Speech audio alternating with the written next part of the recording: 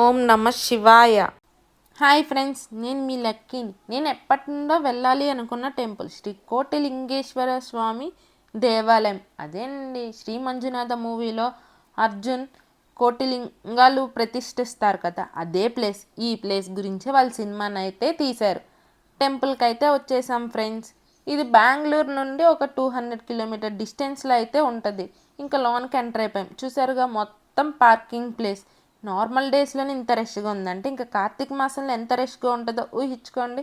ఇంకా నీకు అక్కడ మొత్తం పిల్లల టాయ్స్, పూజా సామాగ్రి, పూలదండలు, ప్రసాదాలు, చేతి కట్టుకునే దారాలు, శివలింగాలు మొత్తం ఇవే ఉన్నాయి.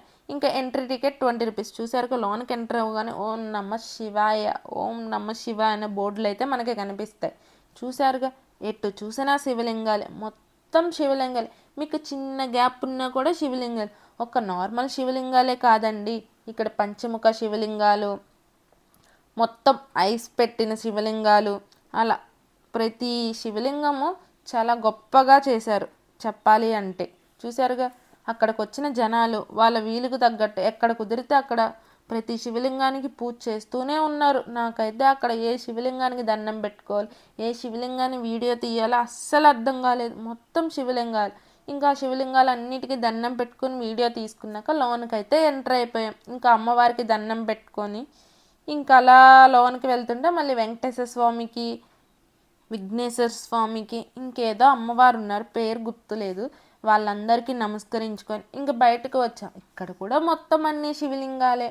గుడిలో మీరు ఏ మూల చూసినా, చిన్న ప్లేస్ అయినా సరే అక్కడ శివలింగం అనేది బాగా ప్రతిష్ఠించారు.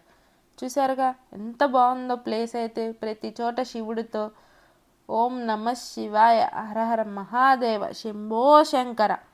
చాలా బాగుంది కదా టెంపుల్. ఇంకా ఆ శివలింగాల మధ్యలో ఒక చెట్టు అయితే ఉంది. చెట్టు మొత్తం కాయలు ఉన్నాయి. శివుడికి చాలా ఇష్టమని ఆ చెట్టునైతే వాళ్ళు ప్రతిష్ఠించారని చెప్పారు.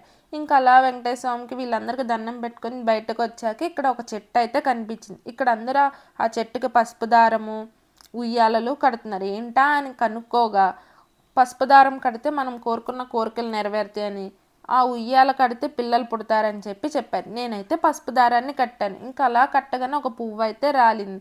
ఇంకా మా హస్బెండ్ అన్నారు, అలా పువ్వు రాలడం వల్ల చాలా మంచిది, నువ్వు అనుకున్నది జరుగుతుంది అని చెప్పన్నారు. దేవుడి దయ జరుగుతుంది అని నేను కోరుకుంటున్నాను. ఇంకా శ్రీ మంజునాథ మెయిన్ టెంపుల్కి అయితే వచ్చేసాం ఫ్రెండ్స్.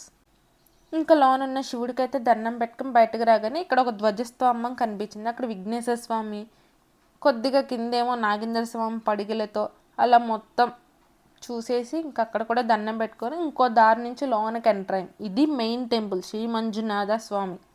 చూసారుగా, శివలింగం ఎంత పెద్దగా ఉందో. దాని ఎదురుగానే పెద్ద నంది. మీలో ఎంతమంది ఈ టెంపుల్ చూసారో అండ్ తెలుసో కామెంట్ చేయండి. నేనైతే చాలాసార్లు ఆ సినిమా చూసినప్పుడు అనుకున్నాను, ఈ టెంపుల్ ఎప్పుడు చూస్తానా ఏంటా, అసలు నిజంగా ఈ టెంపుల్ అనేది ఉందా లేదా అని చాలాసార్లే అనుకున్నాను. బట్ శివుడు ఆజ్ఞ లేనిదే చీమైనా కుట్టదంటారు. మేబీ శివయ్యే మమ్మల్ని పిలిపించుకున్నారేమో ఆ టెంపుల్కి. అనుకోకుండా అలా వెళ్ళిపోయాం. ప్లేస్ అయితే నాకు చాలా చాలా బాగా నచ్చింది. మనసు చాలా ప్రశాంతంగా, ఉన్న కొద్దిసేపు ఏ టెన్షన్స్ లేకుండా, దేని గురించి ఆలోచించకుండా ఓన్లీ శివయ్య గురించి ఆలోచించుకుంటా చాలా బాగుంది నాకైతే. ఓం నమ శివాయ, ఓం నమ శివాయ, హరహర మహాదేవ, శంభో శంకర. ఇంకా ఆ పెద్ద శివలింగం నుంచి లోనకి వెళ్ళడానికి ఇంకో దారి అయితే ఉంది. సరే ఏంటో అది కూడా చూద్దామనేసి ఇక్కడ ఇంకో శివలింగం ఉంది. మరీ దానంత పెద్దది కాదు, దాని షేప్లో కూడా లేదు, కొద్దిగా డిఫరెంట్గా, కొద్దిగా చిన్నగా ఉంది. అదే శివలింగం ఎదురుగా ఇంకో నంది అయితే ఉంది. నందిని మాత్రం భలే చెక్కారులే అండి, అసలు చాలా అంటే చాలా బాగుంది చూడ్డానికి.